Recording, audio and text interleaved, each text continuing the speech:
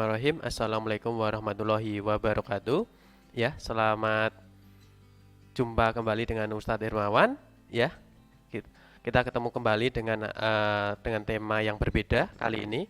Ya, kemarin minggu yang lalu kita ketemu dengan penjelasan teks deskripsi. Ya, mulai dari objeknya, dari ciri-cirinya, ya, sampai ciri-ciri teks deskripsi.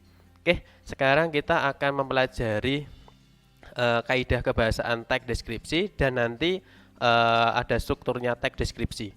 Ya, nanti ada juga analisisnya bagaimana cara menentukan struktur teks deskripsi itu apa aja, ya. Nanti ada contohnya, ya.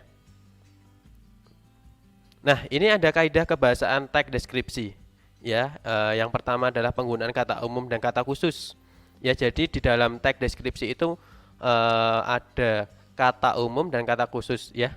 Contohnya nanti kita lihat di contoh teks deskripsi. Oke.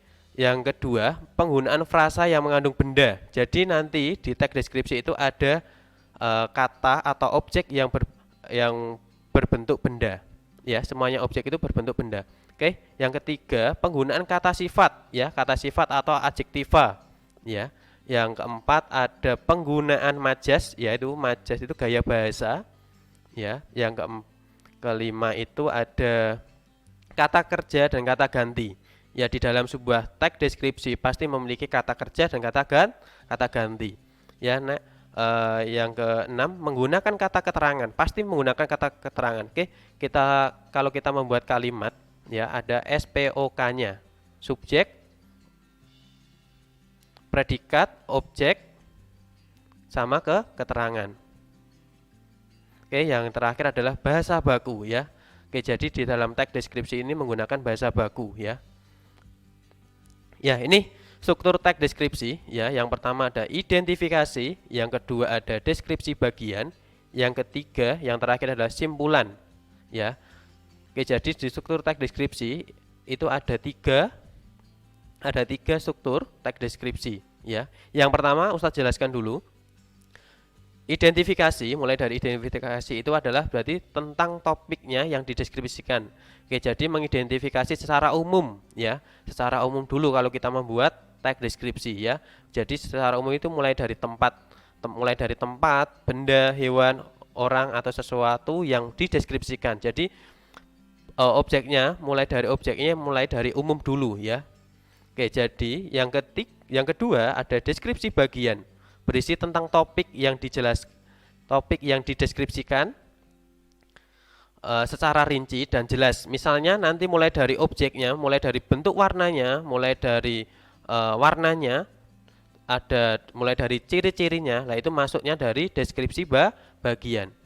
Oke, yang terakhir ada simpulan, ya. Kesimpulan merupakan pesan atau kesan suatu yang dihasilkan. Oke, mulai dari identifikasi, yang kedua ada deskripsi bagian, nanti kita simpulkan berupa pesan atau kesan sesuatu yang dihasilkan objek yang kalian tulis, ya. Nah, ini contoh ini contoh parangtritis nan indah, ini contoh teks deskripsi, ya. Ini contohnya ada sebuah paragraf, ya, berbentuk teks deskripsi. Nah, ini paragraf pertama. Kenapa Ustadz tulis di situ ada identifikasi atau deskripsi umum? Jadi di dalam paragraf pertama itu mengandung identifikasi atau deskripsi umum. Jadi semua masyarakat itu secara umum tahu, ya. Ini contohnya mulai dari paragraf pertama.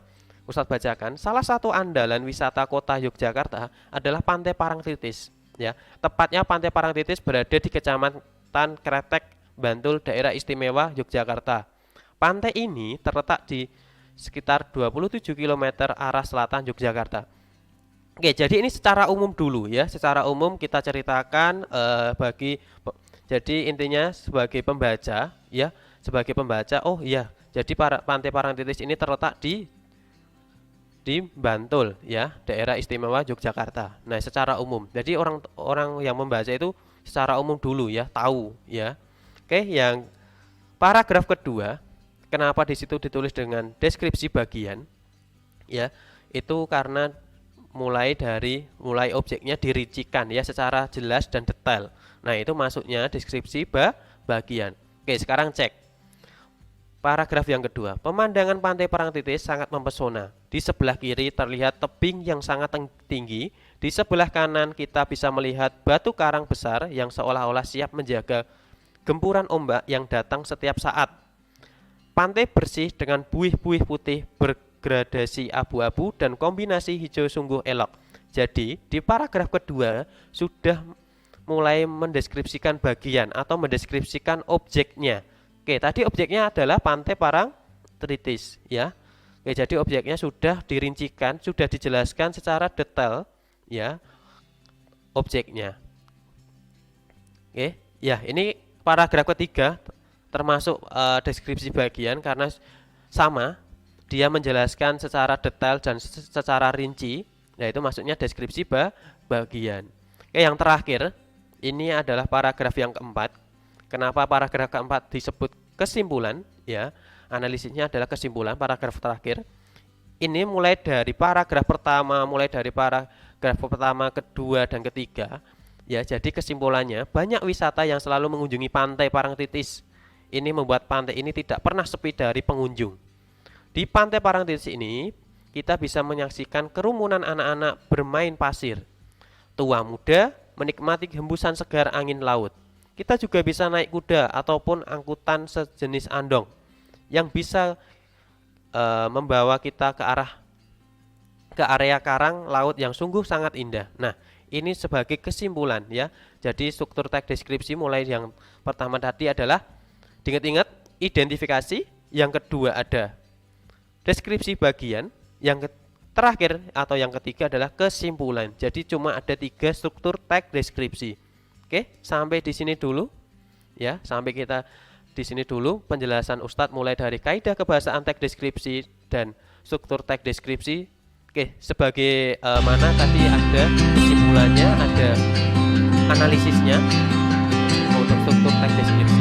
Oke, sampai jumpa kembali. Kita ketemu di next lain waktu ya. Oke, assalamualaikum warahmatullahi wabarakatuh.